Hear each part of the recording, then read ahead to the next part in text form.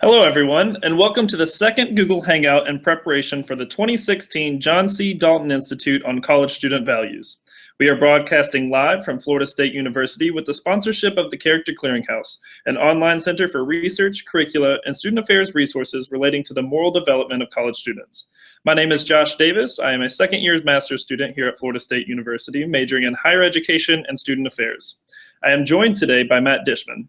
Hello, everyone. I'm also a second-year master's student in the same program as Josh. Happy to be here. Thanks, Matt.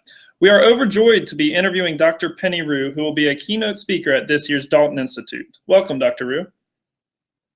Greetings, everyone. I'm delighted to join you. Well, before I get started, I'd like to take a brief moment to formally introduce our guests. Dr. Penny Rue serves as Vice President for Campus Life at Wake Forest University. Previously, Dr. Rue served as Vice Chancellor for Student Affairs at the University of California, San Diego.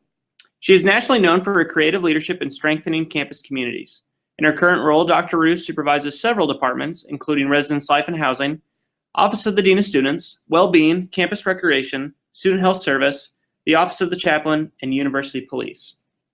Now, for those of you who might have participated in our Hangouts in the past, you may remember that we use the hashtag DaltonKeynote16 to continue the conversation after the interview.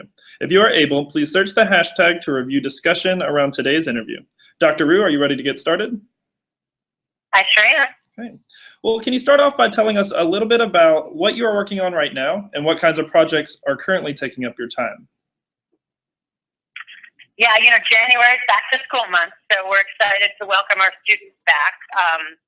We took time just before MLK Week to conduct an institute on social justice practice for staff, where about 30 colleagues participate in a two-day intensive workshop designed to build capacity to have courageous conversations about race, gender, sexual orientation, and other aspects of identity. So that was very stimulating. And next week is our Board of Trustees meeting. And so I'm preparing for that. For my Student Life Committee, we're analyzing the demands list from colleges across the nation and comparing where Wake Forest stands and making progress on those issues. I'm also getting ready for Winter Parents Weekend. And our well-being program is one of our big projects. We're developing a holistic approach to resilience and self-care for students. And our next big program, you might appreciate this, is about sleep. Its benefits, how to make time for it, how to make the most of it. We can all use more sleep, right? Yes, definitely. Right. Well, Dr. Rue, you've had the opportunity to work in a variety of different institutions. When you think about the role of advocacy and activism in higher education, are there particular instances, individuals, or moments that stand out to you in your mind as particularly powerful? That's a really great question. And I have to tell you that in preparing for my speech at the Dalton Institute, I had cause to reflect on several such movements. And without giving too much away, I'm going to tell you all about 3 different President's Office sit-ins that I've been on the front line and managing throughout my career, all of them very different in terms of what had provoked them. During my own college days, the focus, of course, was on protesting our involvement in the war in Vietnam, and also, of course, on the civil rights movement. And it's interesting to see how that legacy of activism in the late 60s, early 70s is coming back around. So all movements, of course, reflect the tensions of the times, as they should, and so you can see these issues evolve. Definitely. It's always interesting to look at a historical perspective in relation to the theme this year. But from your perspective, and you touched on it a little bit, how might advocacy and activism relate to the development of ethical leadership and moral commitment? Well, that's really interesting. I think to become an activist or an advocate, what you're really doing is recognizing that you see inequity in the world and that you're not okay with that. Mm-hmm. And I don't think that you can make moral or ethical commitments without also developing empathy. And you have to really be able to see the world from another's perspective and you have to see an issue from multiple points of view, and you have to be prepared to make a deep personal commitment in the face of that kind of complexity.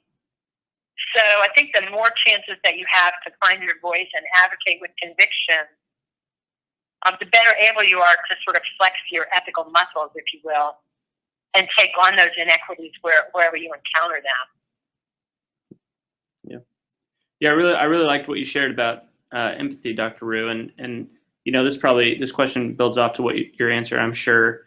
But in your experience, how can students learn to be advocates for individuals, community, and social values? You know what's interesting, I think, is how many students come to us already advocates.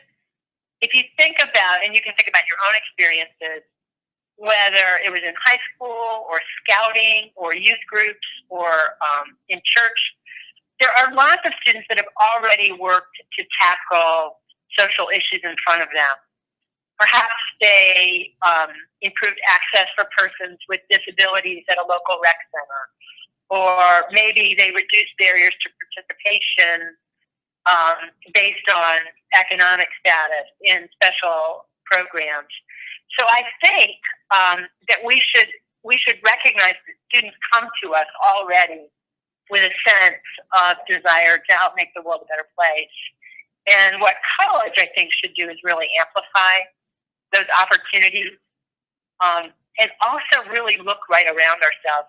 I think it's wonderful that we have students who, over winter break here at Wake Forest, went to both Vietnam and India to do service trips. But I also think that while it's incredibly valuable to build that school in Vietnam, there are under-resourced schools right here in Winston-Salem that can also use our attention. So I think all students have to do really is look around and look for opportunities. And most universities, and I know Florida State has a terrific program, really are doing as much as they can to help to connect with the communities around them, where they can really think about the problems that matter most to them.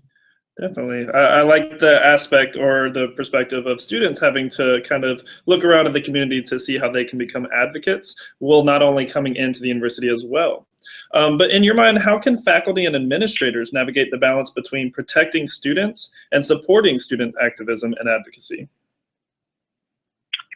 You know, I've thought a lot about that. This past fall, there's been a lot of conversation about trigger warnings and safe spaces and coddling students. And I think safe spaces are absolutely critically important on college campuses. That's where, you know, each member of the community can be affirmed and supported in their own identity development journey. And obviously, it's critical that we make our campuses as free from harassment as possible, while still recognizing that young people make mistakes. They have to learn. They may have been raised in an environment that approved of, bias, and so we have to specifically unlearn that. But while I really support safe spaces, I also know that if you go all the way through college being comfortable, we've probably failed. You should encounter people in college with ideas that you disagree with. And you should have to learn how to articulate your own viewpoints in the face of those who disagree with you. So I really believe that the very idea of a university is about sort of the freest and most open exchange of ideas. That doesn't mean we don't hold individuals accountable for incidents of harassment and discrimination, for example. Yeah. Well, thanks for sharing. Dr. Rue, in your opinion, should civic and engagement and social action even be intended outcomes of post-secondary education?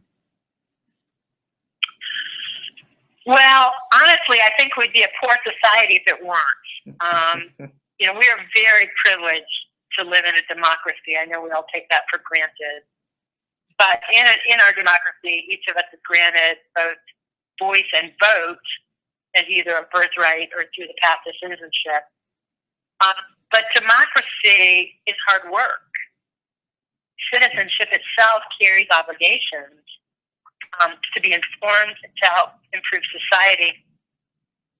You can go back to Alexis de Tocqueville's Democracy in America, and he really, coming from France, looked at America as this amazing place that has all of these voluntary associations and ways in which people come together to perform democracy that is so distinctive about our country. But you can't take that for granted, right? It is in, Kiwanis clubs and PTAs and Boy Scouts and church groups that democracy is practiced and honed and performed. And it's true, you don't have to go to college to learn to do any of those things. But college should be a place where you actually emerge better prepared to lead in a diverse society because you've practiced it. Definitely. And we hope to continue these themes and conversations when we do join together for the 2016 Dalton Institute. So as our closing question and our final question, what are you looking forward most to at the Dalton Institute? Well, first of all, it's going to be warmer in Tallahassee. We're about 16 degrees here right now. But no, all joking aside, I've had many colleagues who've attended the conference through the years, and they've spoken so highly of it that I'm really excited to share in this learning experience. And on a more personal note, Jamie Washington and I were in grad school together, and I've learned much from him through the years. I've known Dr. Laura Osteen since she was 5 years old. When I first worked for her dad at the University of North Carolina. And I'm looking forward to that reunion as well. So there's a personal as well as professional dimension to this for me. Well, we're definitely excited to have you. Well, thank you for conducting this interview with us today. And again, thank you for sharing your insightful thoughts with us. Well, thank you for this opportunity, and I look forward to meeting you face-to-face in just a couple weeks. Well, we're excited to meet you, Dr. Rio. And thanks to all again for you who have watched along or submitted questions via Twitter. As a reminder, this broadcast will be archived via YouTube and can be accessed on the Character Clearinghouse, and will be available at characterclearinghouse.fsu.edu. We're trying to get as many 2016 Dalton Institute keynote speakers as possible to hang out with us leading up to and perhaps even during the conference. So stay tuned.